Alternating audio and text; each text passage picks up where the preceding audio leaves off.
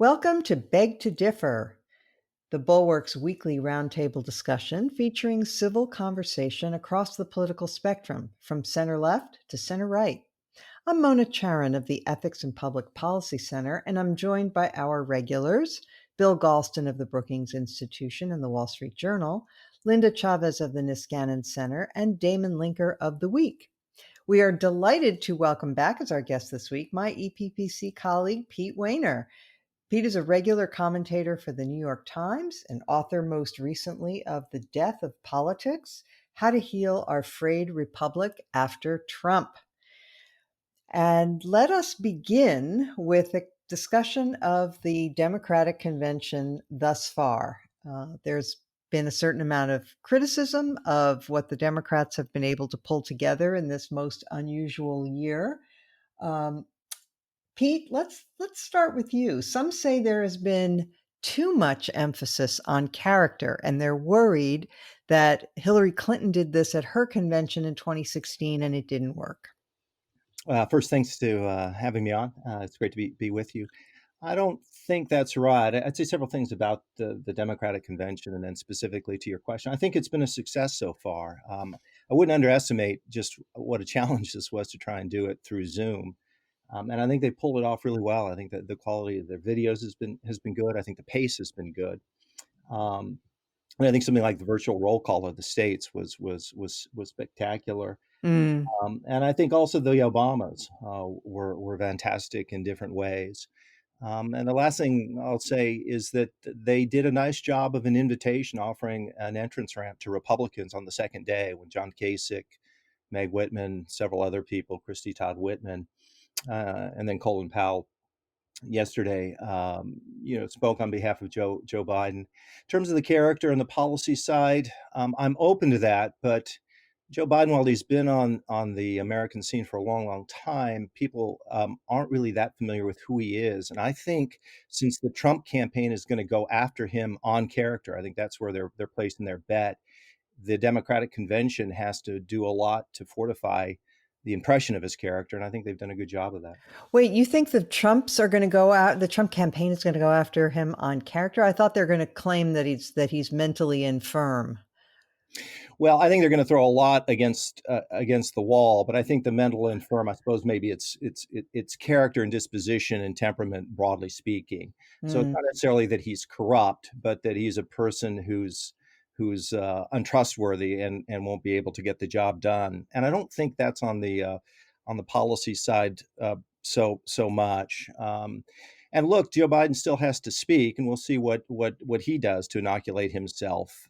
He is a person who, through his entire career, has not been a radical, and I know that there may be an effort to try and tie him to the left wing of the Democratic Party. I don't know if that's going to work. There's certainly things he can do to inoculate himself against that. And there are many things he's already done. I mean, even this year, he's had so many invitations to embrace radical positions, and he has declined most of those invitations. So that's, I think, an indication of his view of the case. Bill Galston, what do you think about the fact that because it's all online, instead of breaking away for conversations in the booth among journalists about the state of the race and so forth, you actually have the convention being beamed into people's homes and computers and phones? Well, it is, for the most part, a lot more concentrated than traditional conventions have been. I mean, and they cram a lot into 2 hours.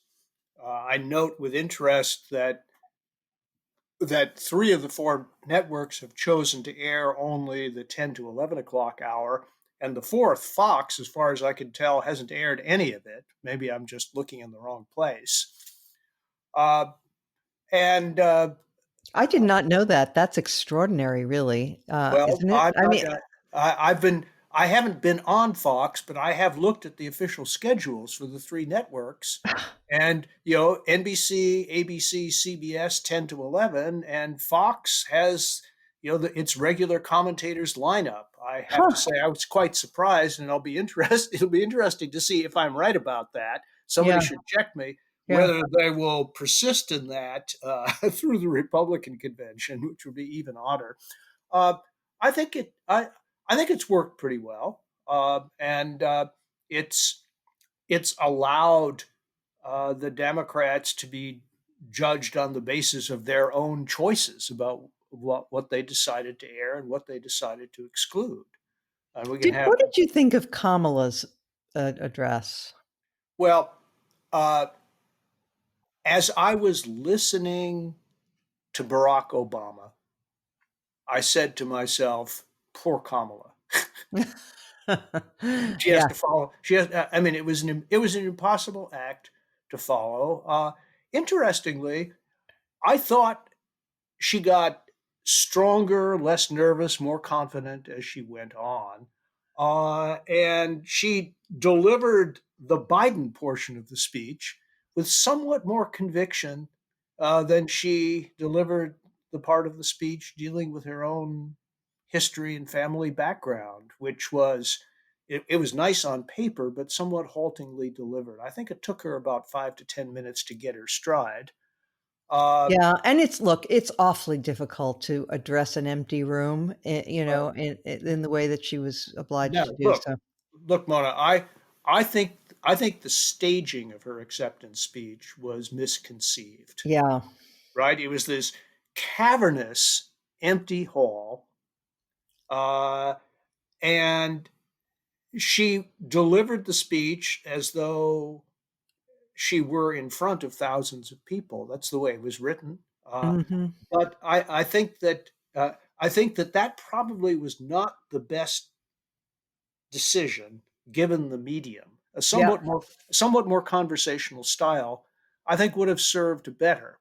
Yeah. She was, in many respects, very traditional in the way she handled her acceptance speech in circumstances that called for a little bit more innovation. I don't know to what extent she was responsible for those decisions, but I think it made her job harder than it had to be. Yeah. Um, Damon, some people think that there were too many Republicans, uh, and that the progressives got short shrift. I mean, Bernie got a nice slot, but AOC apparently only got about 90 seconds. And nevertheless, you heard from all these Republicans that we've just been talking about, including John McCain's widow, Cindy McCain, and Colin Powell, and on, and the Whitmans, Meg and Christine Todd. Well, I mean, I don't think that's a bad thing. I think the Democrats have a unique strength and vulnerability in the at the present moment in history, incredible ideological breadth of the party. I mean, this is a party with Bernie Sanders holding up the left flank. He's been a lifelong democratic socialist, is only occasionally an actual member of the Democratic Party. He caucuses with the party for the purposes of business in the Senate, but he's not really even a Democrat because he's too far left.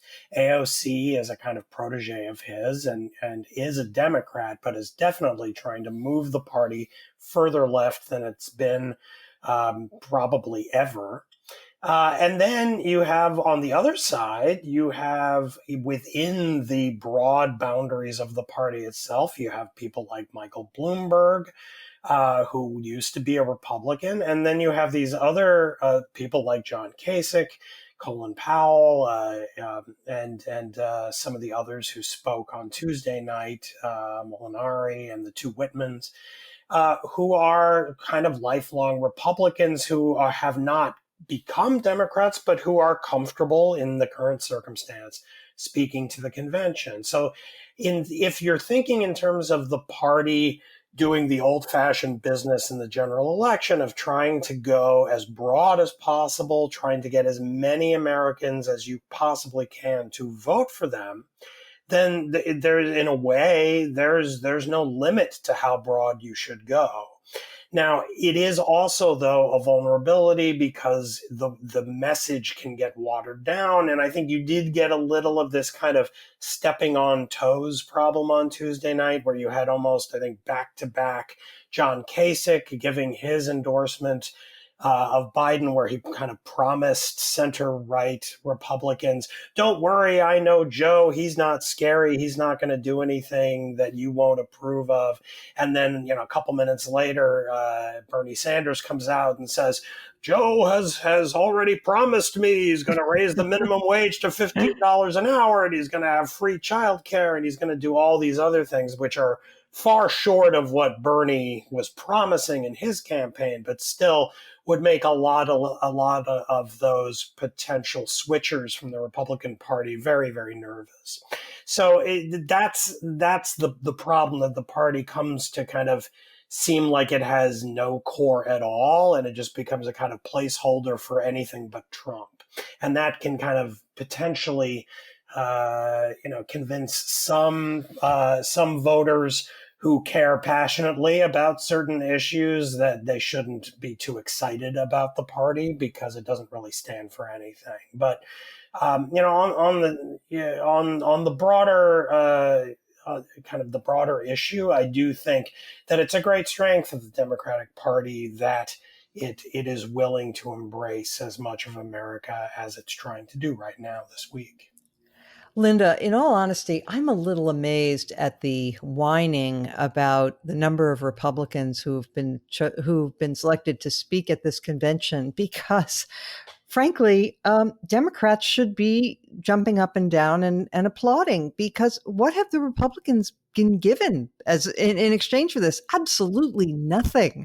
It's the Republicans who are in the weaker position here and who are saying our candidate is so unacceptable that we are willing to cross the aisle and endorse your guy because our guy is a disaster.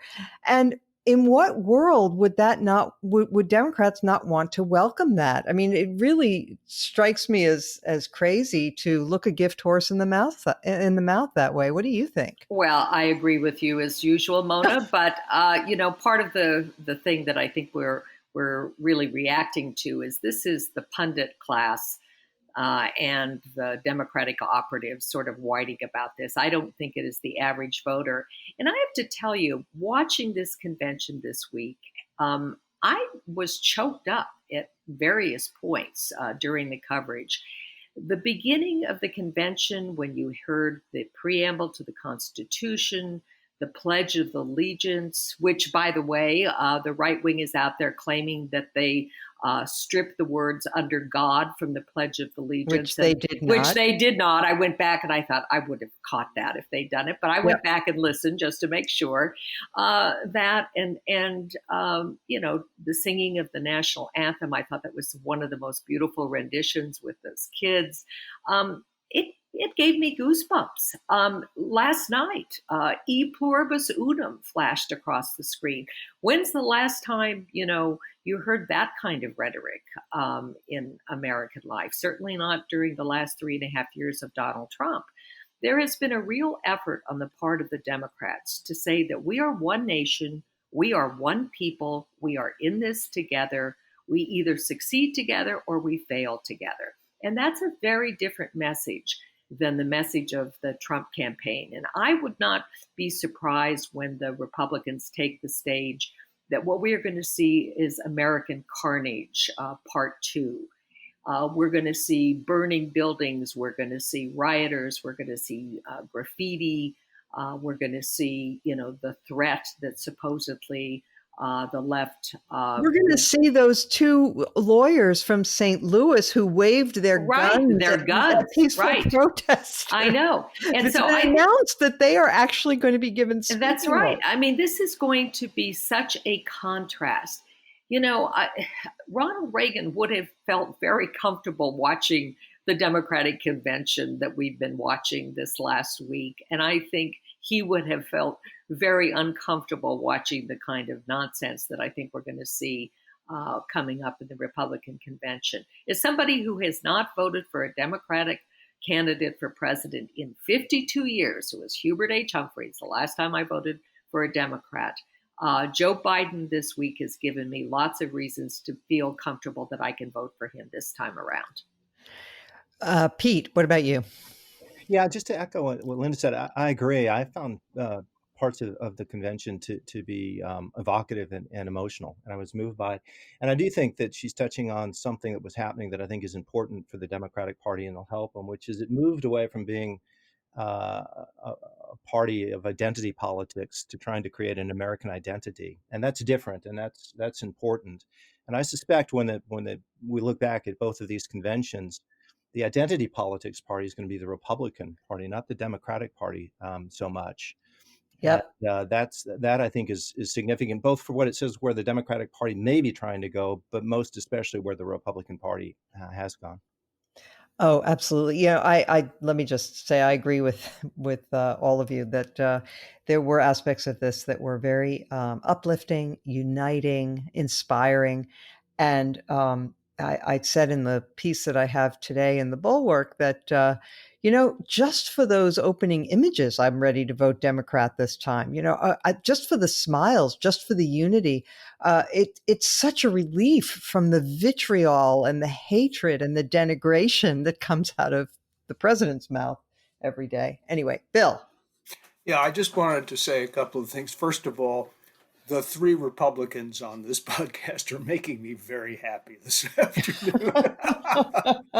Thanks so much. And it occurred to me as you were saying, or somebody was saying, that Reagan would have been more comfortable at the Democratic convention this year than what the Republican convention will probably be.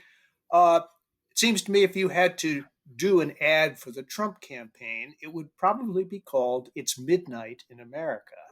Uh, Yeah. All right.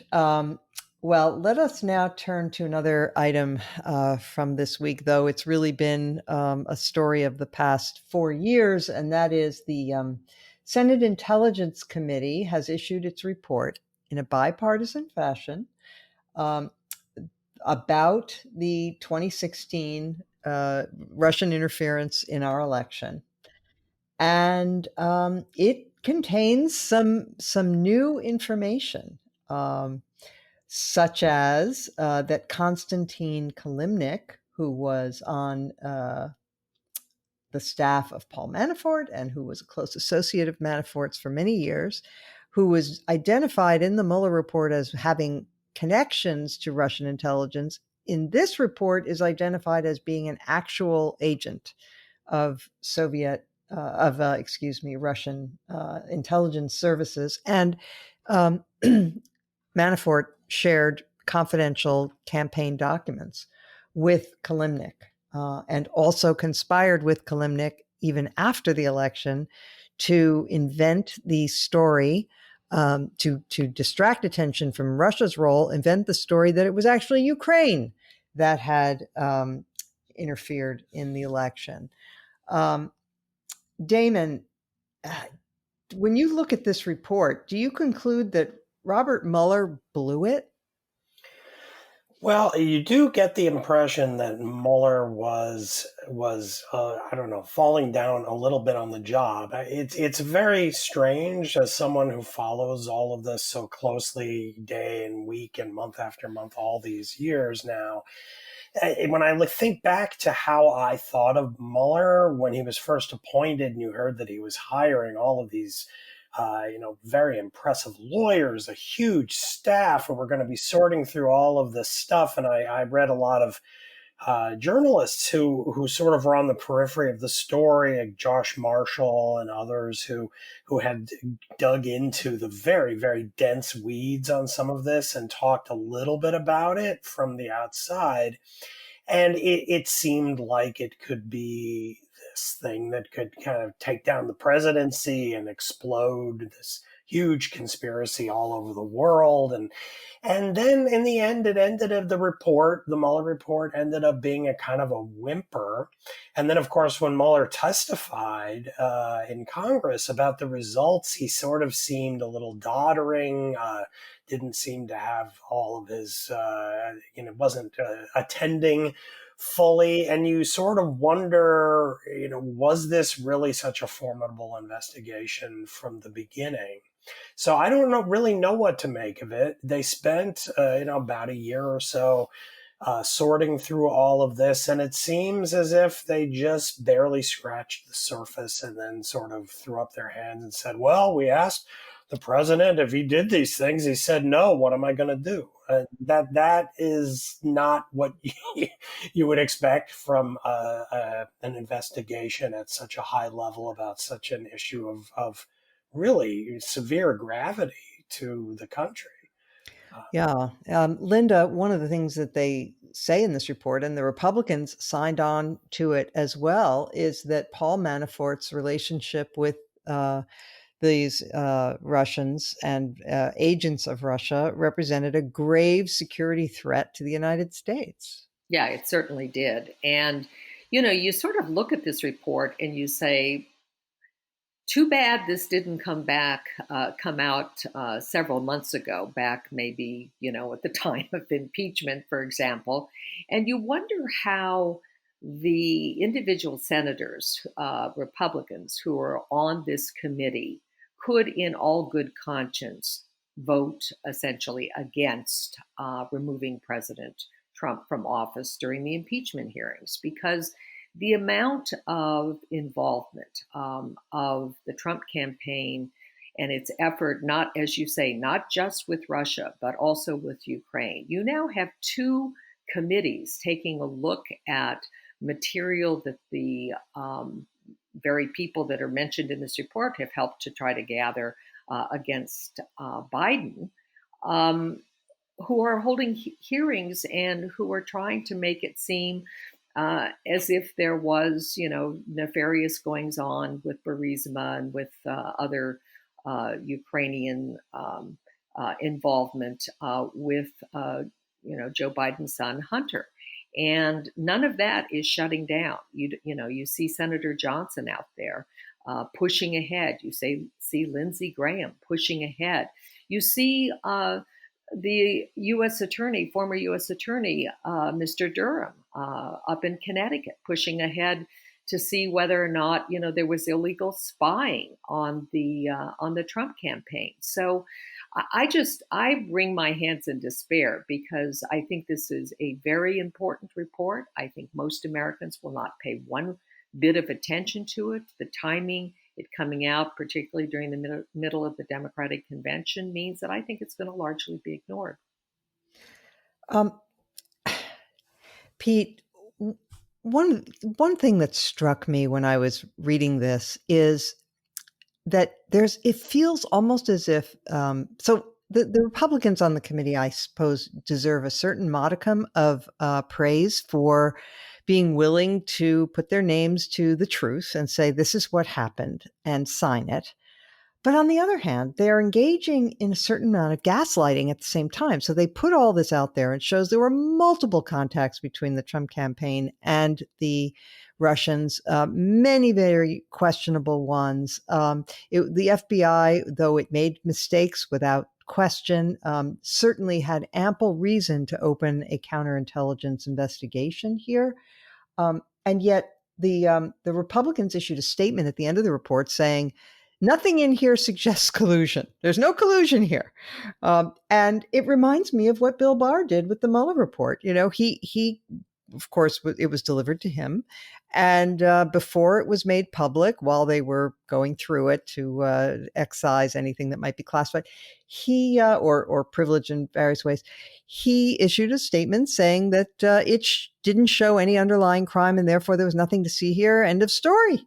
And it turned out that was not true. But it was a kind of gaslighting. Yeah, I agree. I mean, it shows you the sort of the blast radius when it comes to Donald Trump's corruptions. How people who know better eventually, almost all of them, become complicit in his corruptions. I agree. There was the report, which was an important one. I've read part of it. It's I think 850 pages or more, so I haven't read the whole thing.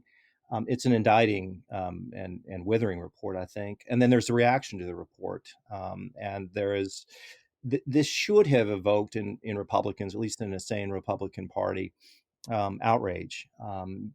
For one thing, we learned from this that the president lied in his written answers to Robert Mueller about whether he knew about the Wikipedia releases in advance because of Roger Stone. There is a lot of evidence of collusion. I just don't think any reasonable person could draw any other judgment than that. What they didn't find is a coordinated conspiracy, but there was so much there that was troubling. It's part of, I think, defining ethics and morality down in the era of Trump, not just for Republicans, but probably for all of us, because we've been so inured.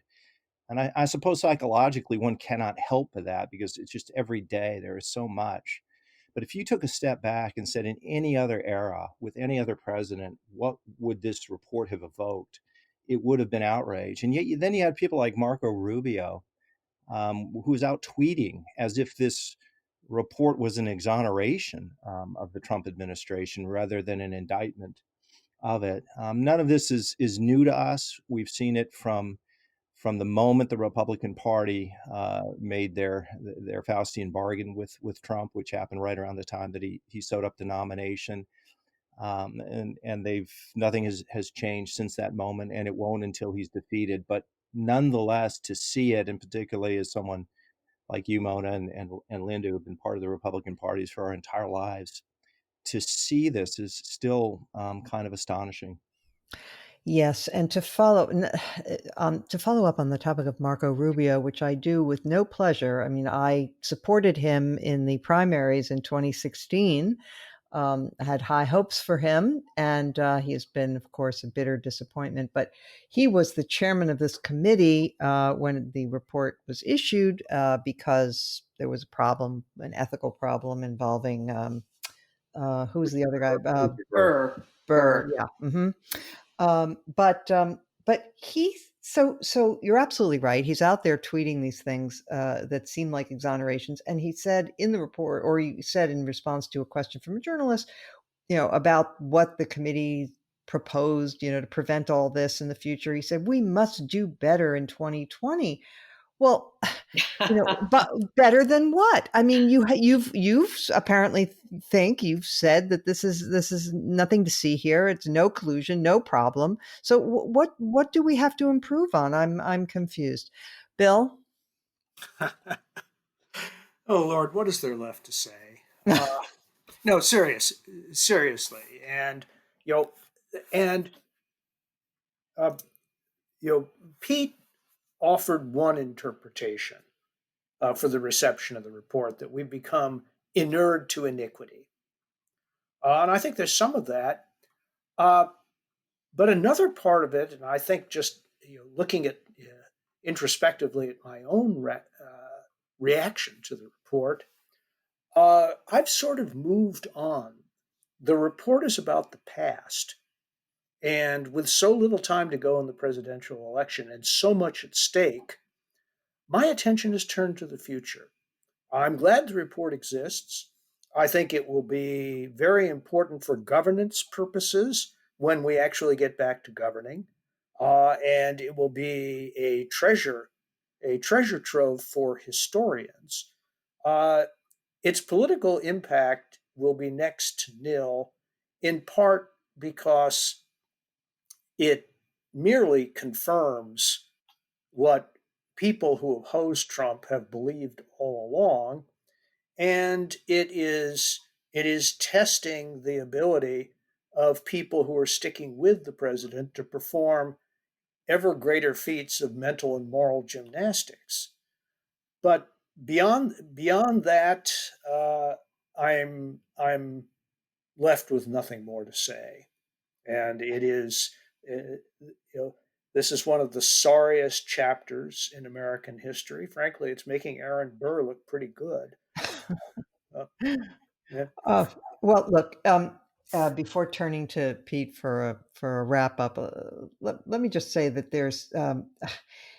I think it's Bill. I think it's even worse than that. I mean, and you described it in pretty dark terms. But look, I mean, our attorney general has not only agreed with the president that this was a hoax, but he has assigned a career prosecutor to investigate the investigators on the grounds that there never was any rational basis for opening an investigation in the first place. Now, that much having been said, I hasten to add that Kevin Kleinsmith did plead guilty this week to altering an email in the pursuit of a FISA warrant on Carter Page. So there was wrongdoing. By the way, it's very unusual. I've never heard of somebody being criminally charged for making a mistake like that, but it's been done here. All right. So there was some wrongdoing on the FBI's part, but this report completely obliterates the argument that there was never a basis for investigating the ties between the Trump campaign and the Russians. And yet we have the Durham investigation that is still hanging fire. We don't know what will happen. And it's all part of this campaign of what can only be called disinformation on the part of our Attorney General. All right, I'm finished fuming. Pete, did you want to add something? And your point is, Mona? Yeah, just very, very quickly in response to Bill's point, I don't disagree with it, and I certainly would not recommend the Democrats run the campaign on this. It is old news, and I accept the fact that psychologically there's only so much that we as human beings can absorb.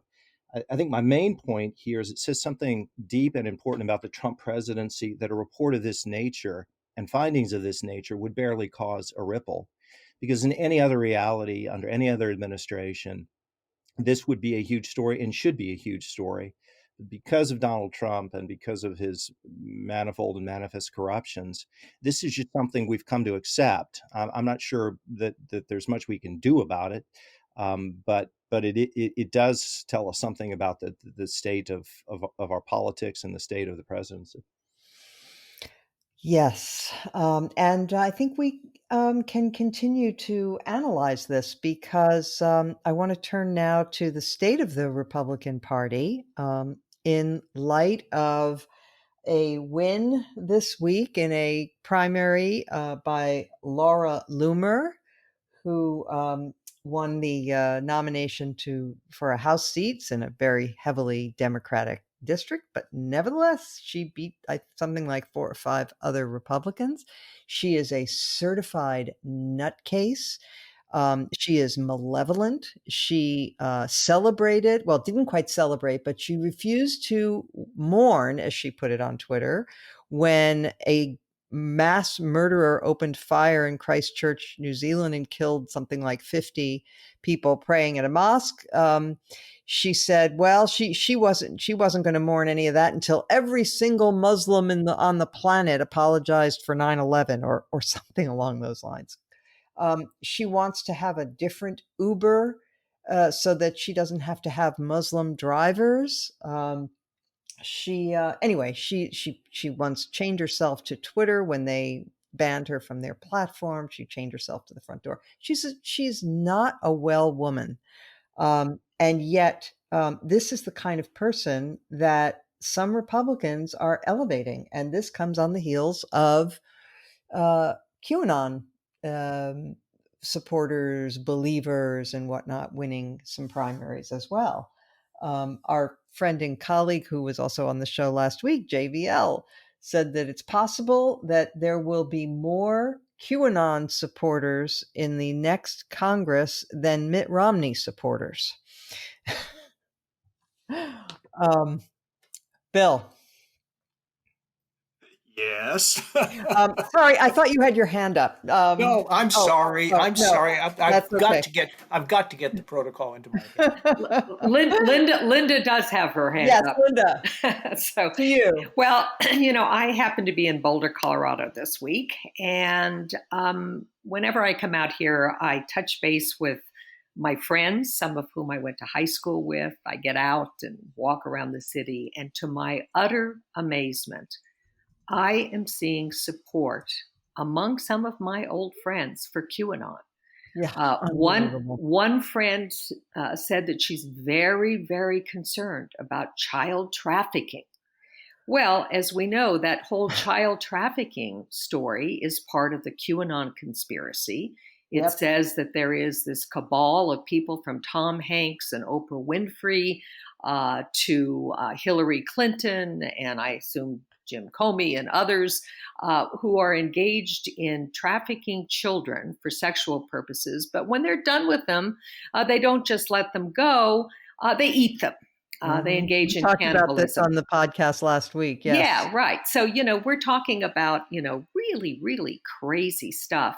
Right. But I'm seeing it. And when I was in downtown Boulder yesterday, on the street corner, I saw a woman with a big Q sign, again, talking about how Trump was going to save us from these predators. So what worries me is that some, well-meaning people are getting this stuff. They're getting their news from alternative sources. They're getting it off of Facebook. They're getting it off of right-wing sites. It's the same kind of sites that were telling them that Under God was stripped from the Pledge of Allegiance during the Democratic Convention. And they don't seek out alternative sources. So I'm actually very concerned about this. I think there are millions of people who, while they might not sign on to every, a jot and tittle of the conspiracy, are still being influenced. And I think that's very dangerous. I think this is one of the most dangerous moments we've ever had in our history in terms of these kinds of conspiracy notions.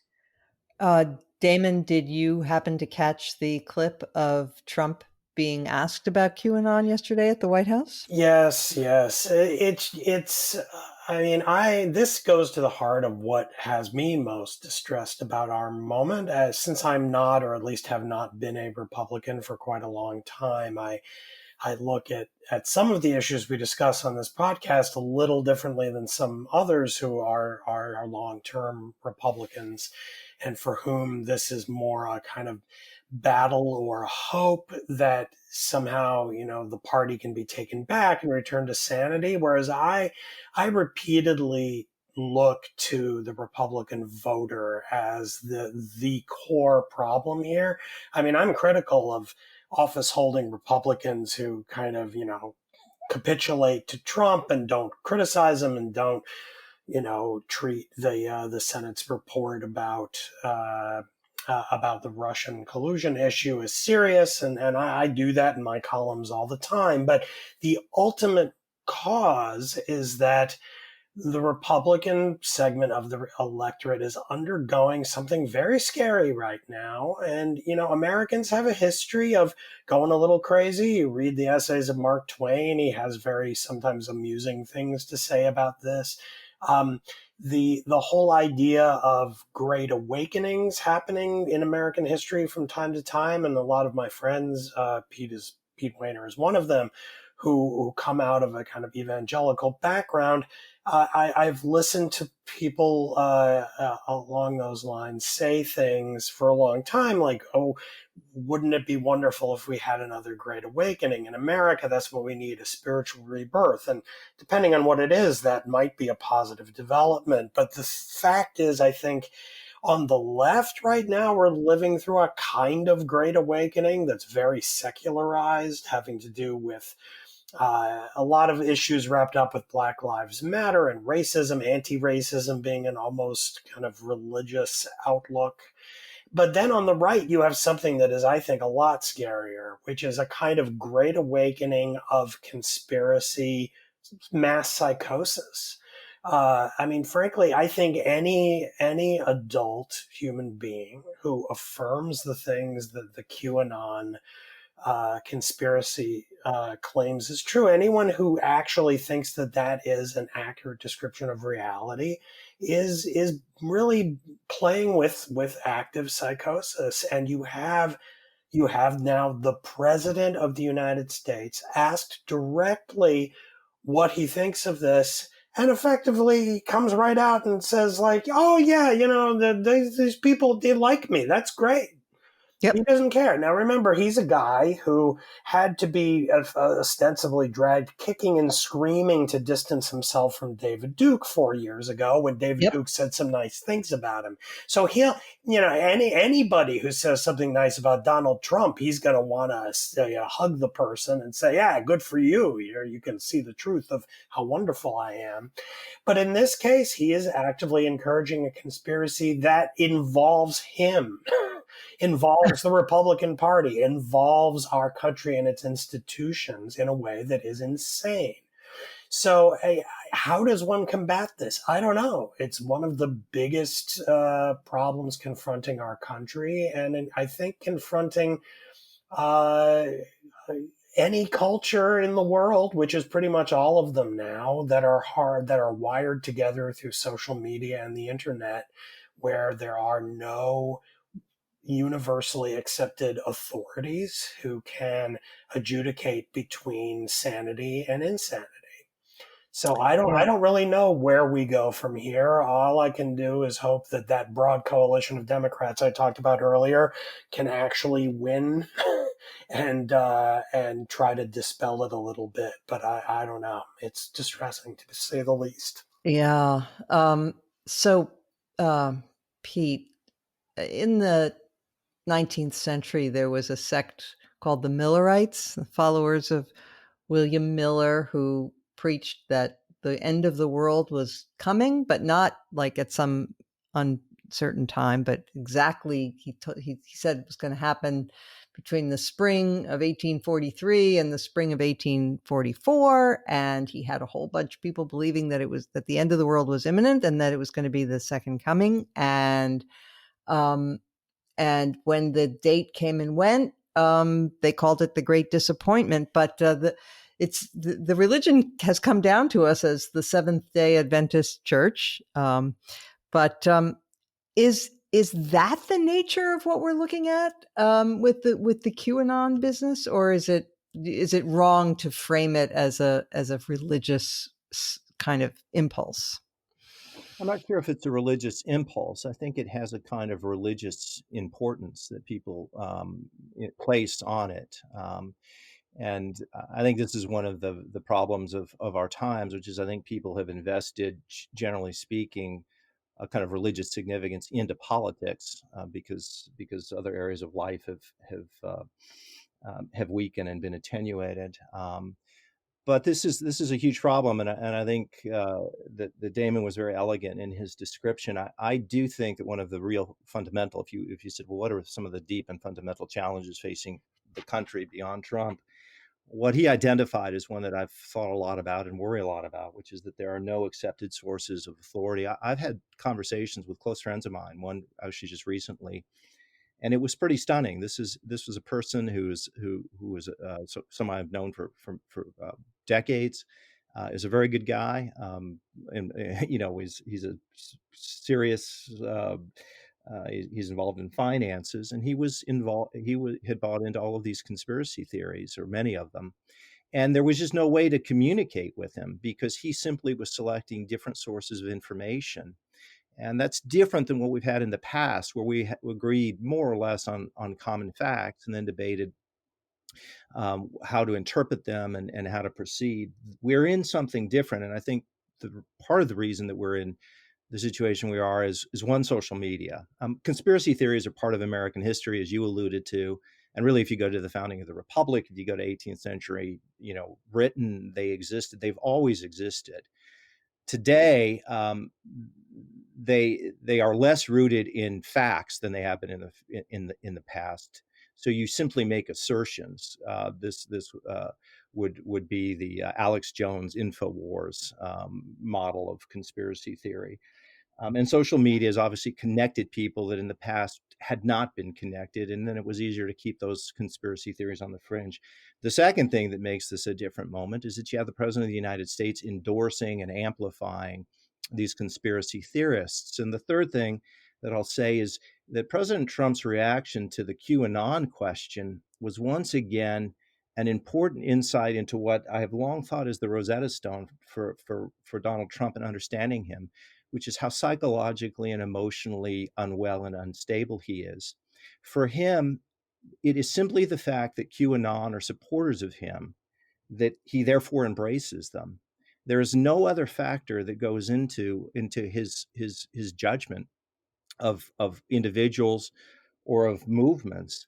And this is a degree of malignant narcissistic personality disorder that we've just never seen in an American president. So if you combine the social media reach with a president, this is a dangerous time. My one hope, or a hope that I have, is ultimately that truth and reality will out. I just don't think in the end that societies can succeed if you don't have some common understanding of truth. And like viruses sometimes create their own antibodies, I suppose we're in an age where that's relevant, that this sort of insanity and conspiracy theories creates a counter reaction where virtues and qualities and characteristics of human beings and societies that were once treasured and cherished, maybe we forgot why they were, and maybe we'll remember why they're important in the wake of all of this.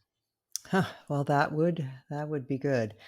Um, Bill, I'll come to you next. You do have your hand up, right? Okay. Well, in fact, why don't you say what you're going to say, and then I'll ask my next question later. So the floor is yours.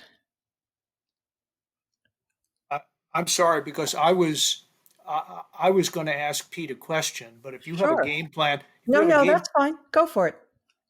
uh, well, first, if I wanted to be snarky, Pete, which, as you know, is not my style, I might remind you of a famous episode in an administration in which you served, in which someone questioning an action of the administration was dismissed as being a member of the reality based world. I'm sure you remember this one. Yeah. Uh, and, Can I interject real quick, Bill, on that? That we don't have to go into it. That was actually not a true quote, and I'm happy to get. okay, fine. And that has been disputed, and I think shown not to be true. So just Fine. for the record.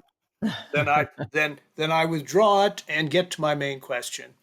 And that is, you have described pointedly a man who has no business being president. Never had. But nonetheless, as you said in a recent interview, Republican voters in 2016 had their choice among a 16 candidate field, including very strong candidates representing just about every flavor of conservatism that could possibly be identified, uh, and and decided instead, you know, to you know, to select Donald Trump as their nominee. Uh, and you offered an explanation as to why that happened, which I really found striking. And I'd like you to repeat that explanation and amplify it in light of recent events and whatever other thoughts you may have, because it really is the fundamental question. How does a major, venerable, and for a long time very serious political party end up making such a choice? Yeah, sure. I'm happy to answer that. And let me begin by saying I agree with Damon. I have long thought that the real problem here is not less Trump in a certain way than the people who elected him in the base of the Republican Party. I think that underscores that pathologies. Republicans in Congress would be willing to take him on if they weren't afraid of the backlash, not from Trump per se, but from the voters. So I think that is the problem. Why has that happened? Why did Republicans in 2016 embrace somebody when they had so many other options that were clearly better by any metric that they had ever cast a vote for?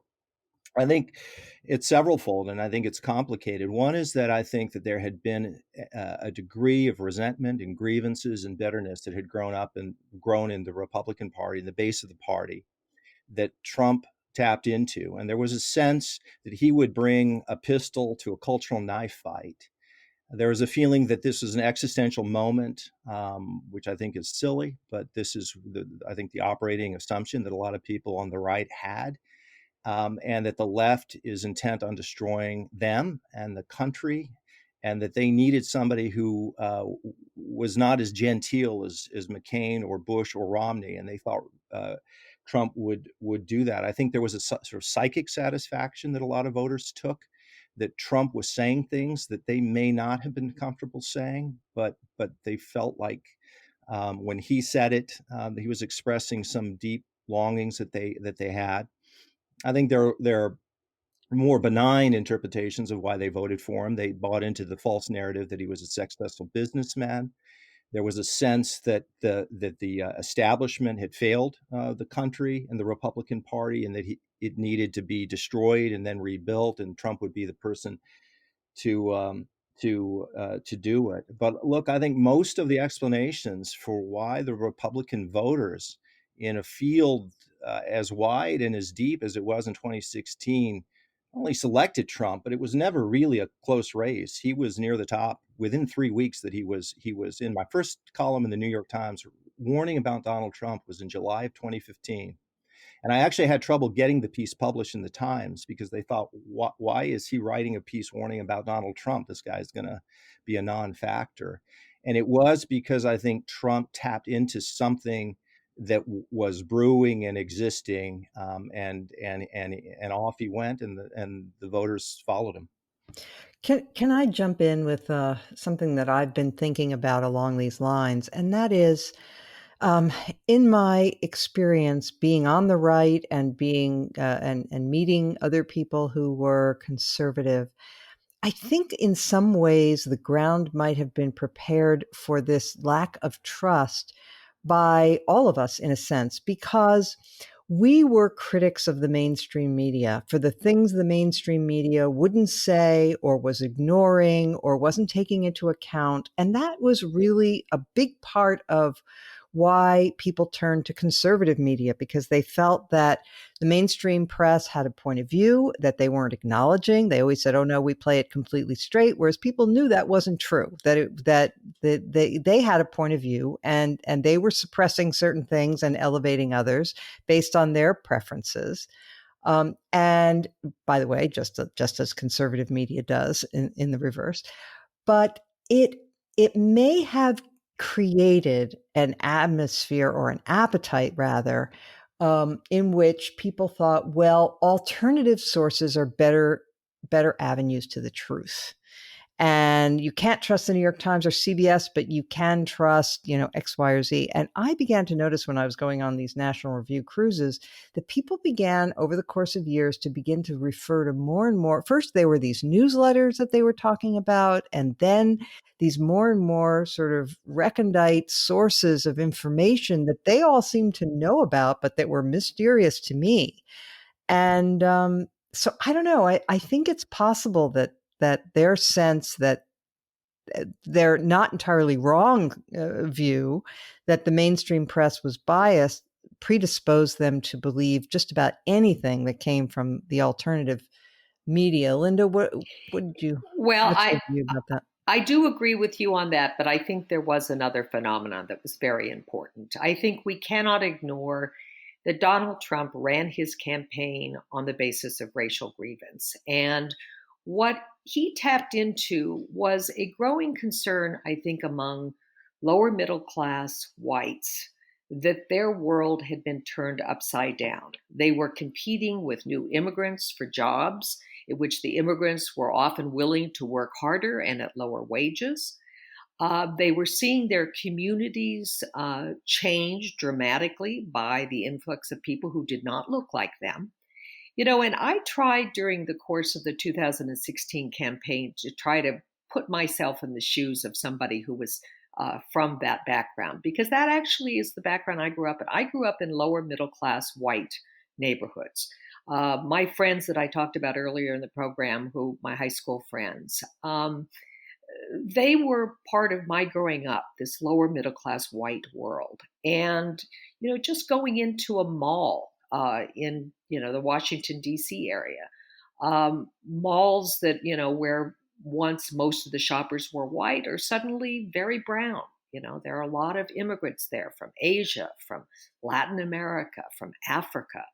And the world in which these people had lived and had felt comfortable was changing.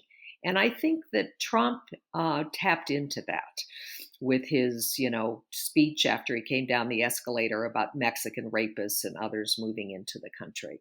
And I think we can't ignore that. And we also can't ignore that, the Democratic Party has been the party that has been very much into racial and ethnic identity. They pushed the notion that where you came from, where your ancestors came from, is as important as where you are today.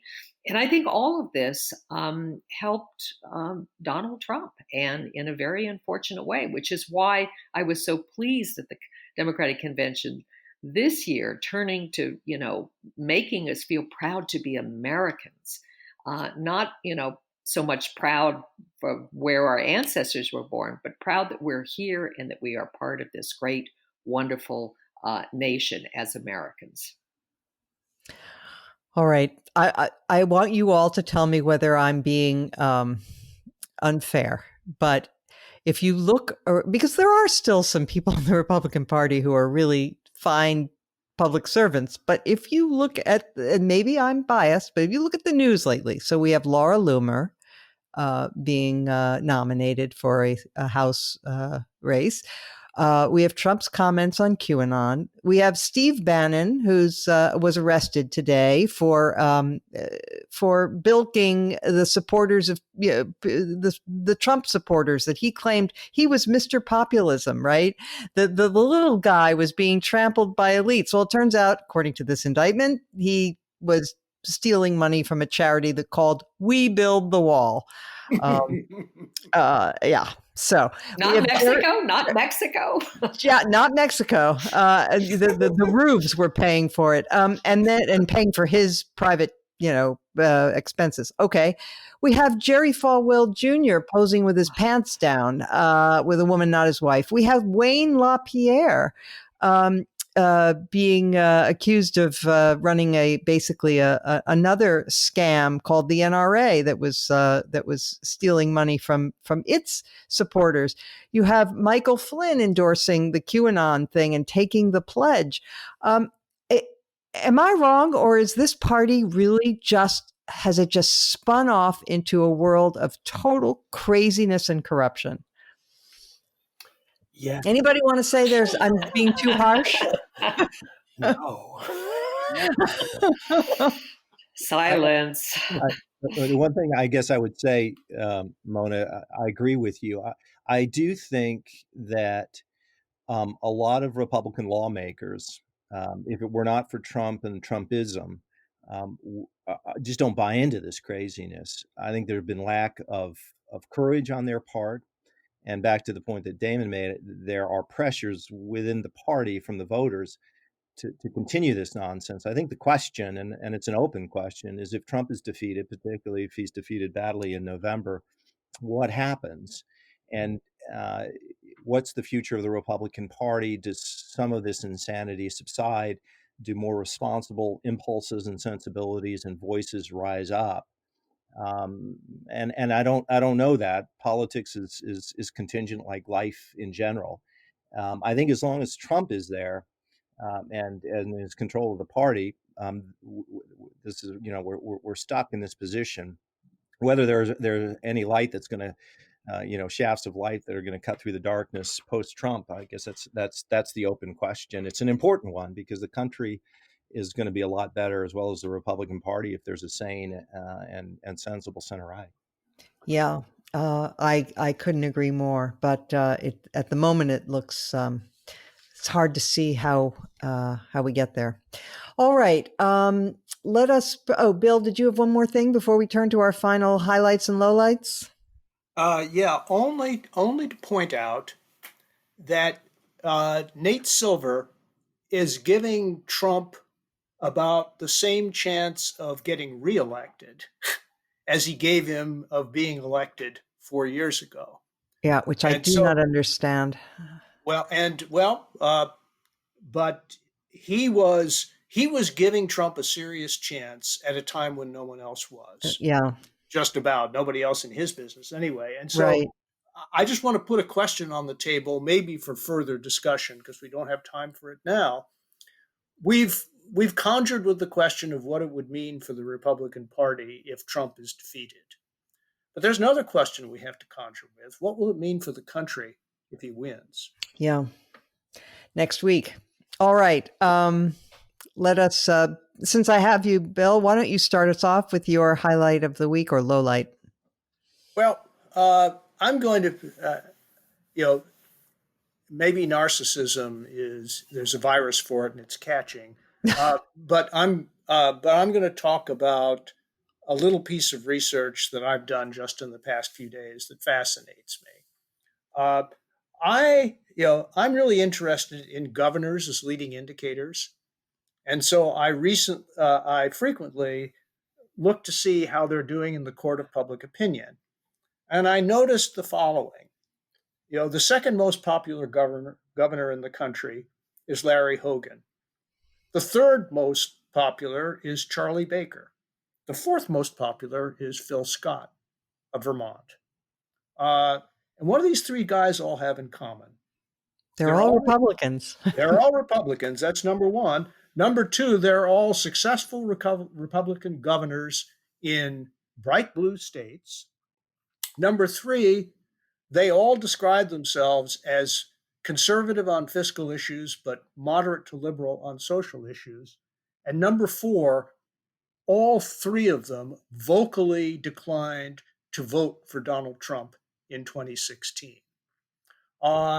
They have been extraordinarily successful as governors with those three identical profiles.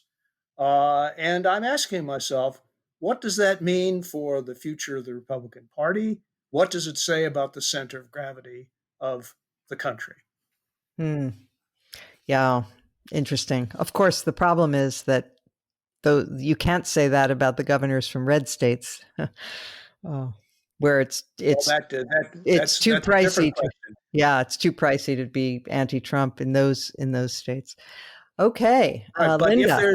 if there's a debate, if the defeat is bad enough to create an open field for debate about the future of the Republican Party, the debate that was what died in after the 2012 autopsy, then I think it's an interesting question. Yeah, and let us hope that that's that's where we're headed. Okay, Linda. Well, that last comment by Bill was certainly something that brightened my day. I'm a big Larry Hogan fan, and if he's the future of the Republican, I will be glad that I have not yet changed my party registration. Let me point to an article. You mentioned the Bannon indictment, but there's a very interesting piece by Aaron Blake in the online edition of the Washington Post today, which says Bannon's indictment raises more uneasy questions about William Barr's Southern District of New York gambit. And you may remember that a couple of months ago, the U.S. attorney in that office, Jeffrey Berman, was fired inexplicably by Bill Barr, and everyone was Linda, he wasn't fired. He was just told the day before that he was leaving. Right. His letter of resignation, which he had not written, had been accepted. But at any rate, so everybody was very focused on the fact that Jeffrey Berman's office was looking into some of the friends of Donald Trump and that Rudy Giuliani was under investigation. Well, little did we know that the indictment that was about to go forward was of Mr. Bannon. And that now means that all three of the people who headed the Trump campaign in 2016 have been indicted for felonies. I think that tells you a lot. Kellyanne Conway, watch your back. Yes, right. Okay, Damon. Yes. This is already a piece that came out about 5 days ago, so it's a little bit late, but it's about a timely and broader issue. It's an essay by Ivan Krastev, who I think I've plugged once before on the podcast. He's written a review of Anne Applebaum's new book, in Foreign Policy magazine, titled The Tragic Romance of the Nostalgic Western Liberal. And I'm a big fan of Anne Applebaum's work, both as a historian and as a journalist, and I like her new book.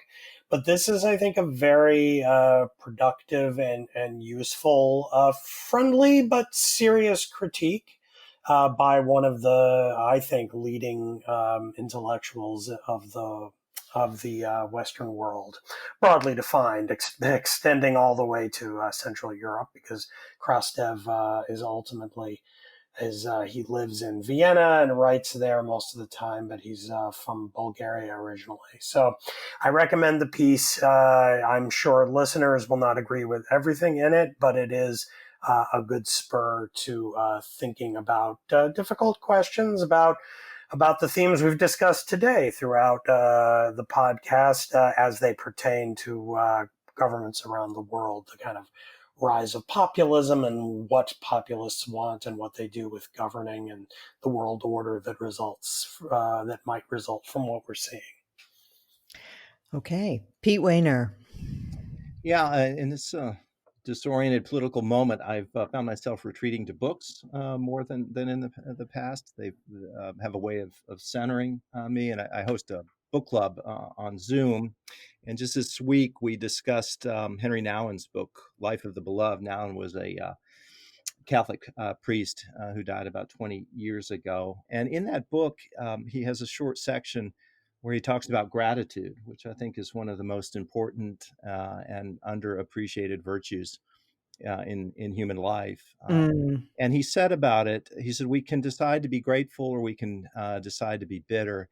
And when we persist in looking at the shadow side, we will eventually end up in the dark. But that every time we decide to be grateful, it will be easier to see new things to be grateful for. Gratitude begets gratitude, just as love begets love, which I thought was a lovely quote. And I think all of us, myself included, could use a little more gratitude and a little more love in our lives. Well, amen to that. I want to mention a news story that broke today. Alexei Navalny, one of the leading Putin critics and opponents in Russia, has been rushed to the hospital. He's in critical condition, and this was after getting on a plane. He was perfectly healthy. He had a sip of tea at the airport and now is in critical condition. Well, his staff is saying he was poisoned. Putin opponents have a habit of dying violently or through poison or through meeting with unfortunate accidents. And it is worth remembering what kind of a monster Putin is and the way he does business. And the fact, first of all, we should be grateful that for all of our troubles, we have not come to that. And second, we should bear in mind that there are certain irreducible moral standards that we have to uphold. Leaving aside, is Putin good for our foreign policy? Is he bad for our foreign policy? Is he on our side in certain parts of the world or not? That's irrelevant. The fact is, this is the kind of thing that we have to denounce full-throatedly and always. So we wish a full recovery to Alexei Navalny. With that, I thank you all for listening. Again, make a quick plea for ratings, recommendations. The podcast is doing really well, but every week we get more listeners than we had the past week. And I thank you for those who have spread the word and ask that, in your indulgence, could you do a little bit more of that? We really appreciate it. And we welcome your feedback. You can reach me. You can look me up on the website of the Bulwark, and my email address is there, but I'll give it now. It's mcharen@eppc.org. And we welcome your questions, comments, suggestions, and we look forward to being back here next week. Thank you so much.